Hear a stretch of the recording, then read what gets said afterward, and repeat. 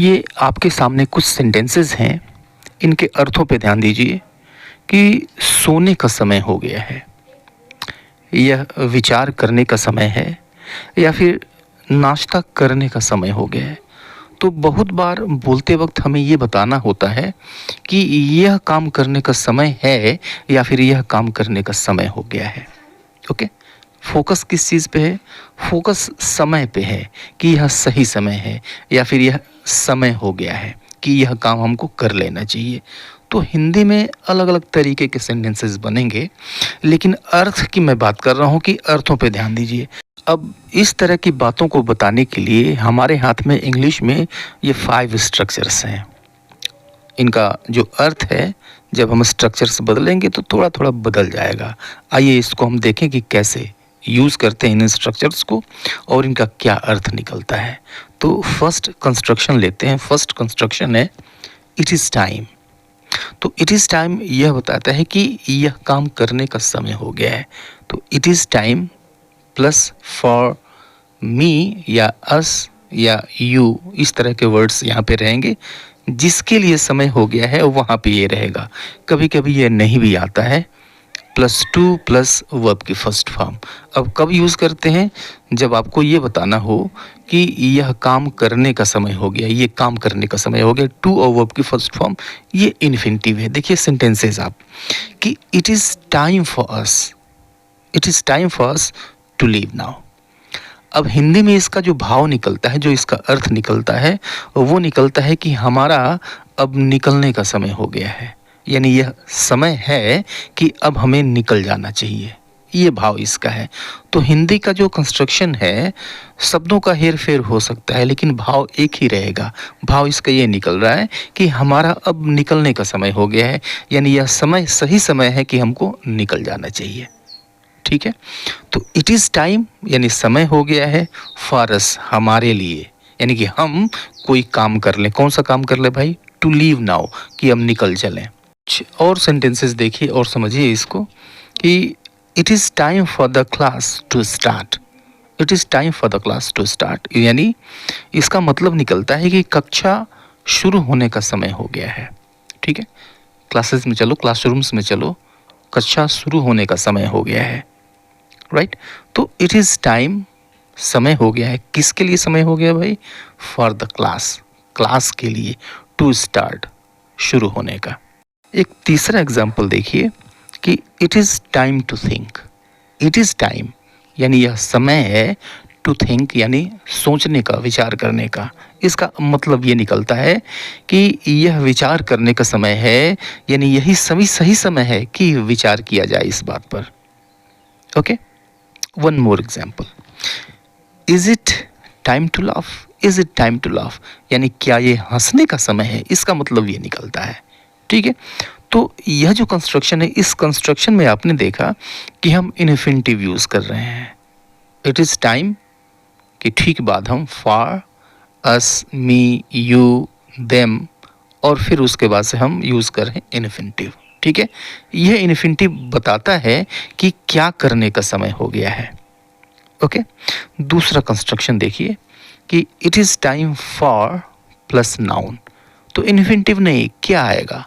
Noun आएगा। तो noun भी आ सकता है। जैसे हम अगर ये कहते हैं कि it is time for breakfast, it is time for breakfast, तो इसका मतलब निकलता है कि नाश्ते का समय हो गया। तो यहाँ पे आप देख रहे हैं कि फॉर के बाद क्या आ गया?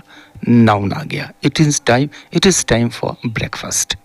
ओके, इस सेंटेंस को देखिए कि it is time for interval.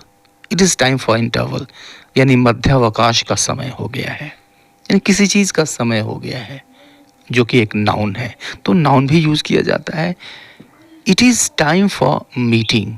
It is time for meeting यानी मीटिंग का समय है या फिर मीटिंग का समय हो गया है। अब इन दोनों कंस्ट्रक्शन में आपने देखा जो फोकस है वो किस चीज़ पे है? फोकस समय पे है, टाइम पे है, यानी इस चीज़ का समय हो गया है, यह काम करने का सही समय है। ये जो इट इज़ टाइम है, हिंदी में ये समय हो गया है, जो फ्रेज दे रहा है समय हो गया है, ये नहीं भी आ सकता है, लेकिन भाव उस सेंटेंस में रहेगा। जब भाव रहेगा समय का, हमारा फोकस जब समय पे ही रहे, तो इट इज़ टाइम हम यूज़ कर सकते हैं। इस कंस्ट्रक्शन को देखिए कि इट इज़ टाइम फॉर, उसके बाद से पास्ट टेंस हम यूज़ करते हैं। इसके साथ पास्ट टेंस ये बताता है कि देर हो चुकी है, वहाँ पे भी हमारा फोकस समय पे ही है और हम ये बताना चाहते हैं कि इस काम को करने के लिए जो सही समय था उससे पहले ही देरी हो चुकी है। इस बात पे ये चीज़ फोकस करता है। जैसे it is time that we stopped cutting trees. अब इसका मतलब ये निकलता है, हिंदी में जो भाव निकलता है वो ये है कि हमें पेड़ काटने बंद कर देने चाहिए, ऐसा भाव निकलता है। तो हम समय की बात कर रहे हैं। यह जो समय है, यही समय है कि पेड़ को हमको काटना बंद कर देना चाहिए और हमको देरी हो गई है, यह काम पहले ही हो जाना चाहिए। अब देरी हो गई है, पहले ही हम लेट हो चुके हैं, इस काम को हो जाना चाहिए, इस काम को हमें कर लेना चाहिए। ओके, एक सेंटेंस और देखिए कि it is time that you revised your syllabus. It is time that you revised your syllabus, इसका मतलब ये हुआ कि तुम्हें अपना पाठ्यक्रम दोहरा लेना चाहिए। परीक्षाएं चल रही हैं तो ज़रूरी है कि तुम्हें अपना पाठ्यक्रम दोहरा लेना चाहिए। लेकिन अब इट इज़ टाइम, जब आपने it is time you revised कर दिया, यानी पास्ट टेंस इसके साथ यूज़ कर दिया, तो ये यह भाव दे रहा है कि देर पहले ही हो चुका है, इस काम को तुम्हें पहले ही शुरू कर देना चाहिए था। ठीक है, कोई बात नहीं, शुरू कर दो अब। तो इट इज़ टाइम, तो ऐसा फ्रेज हिंदी में नहीं दिख रहा है, लेकिन हमारा फोकस टाइम पे है, इसलिए इट इज़ टाइम यूज़ किया गया है। इस सेंटेंस को देखिए कि it is time that you said sorry to him. It is time that you said sorry to him.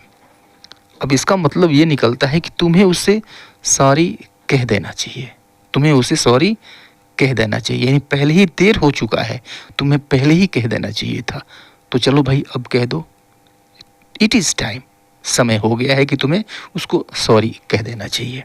ठीक है, तो ये स्ट्रक्चर ये भाव देता है कि पहले ही देरी हो चुकी है, इस काम को कर लेना चाहिए। ठीक है, और ये फोर्थ कंस्ट्रक्शन देखिए कि इट इज़ हाई टाइम या फिर इट इज़ अबाउट टाइम। तो हाई टाइम और अबाउट टाइम दोनों यूज़ किया जाता है और इसके साथ हम यूज़ करते हैं पास्ट टेंस यूज़ करते हैं। अब ये बना देता है सेंटेंस को एम्फैटिक। पीछे जो कंस्ट्रक्शन है वह भी यही बताता है और यह जो कंस्ट्रक्शन है ये भी वही बात बताता है कि पहले ही देरी हो चुकी है, इस काम को कर लेना चाहिए। लेकिन ये बन गया एम्फैटिक बन गया। आप जानते हैं कि कई सारे कंस्ट्रक्शन यूज ऐसे किए जाते हैं कि सेंटेंस एम्फैटिक बन जाता है, कुछ वर्ड्स ऐड कर दिए जाते हैं, कंस्ट्रक्शन में थोड़े चेंजेस कर दिए जाते हैं, तो सेंटेंस एम्फैटिक बन जाता है, प्रभावशाली बन जाता है। तो यहाँ पे इट इज़ हाई टाइम या फिर it is about time, that हो भी सकता है, नहीं भी हो सकता है, और उसके बाद से हम पास्ट टेंस यूज़ करते हैं। जैसे कि it is high time, it is high time या फिर it is about time that you revised your syllabus. अब इसका मतलब ये हुआ कि तुम्हें अपना पाठ्यक्रम दोहरा लेना ही चाहिए। अब ये थोड़ा सा और एम्फैटिक हो गया, थोड़ा सा प्रभावशाली इस वाक्य को बना दिया गया। तो इट इज़ हाई टाइम या फिर it is about time. Okay, तुम्हें इट इज़ हाई टाइम या फिर it is about time that you said sorry to him. अब इसका भी मतलब वही है, सेंटेंस एम्फैटिक है, तुम्हें उससे सॉरी कह देना ही चाहिए, राइट? यानी पहले ही देरी हो चुकी है, तुमको पहले ही कह देना चाहिए था, लेकिन अभी कह दो, देर तो तुम पहले हो ही चुके हो, अभी कह दो it is high time, it is about time that you said sorry to him. तो आज के लिए इतना ही, मिलते हैं नेक्स्ट वीडियो में, तब तक के लिए goodbye and take care.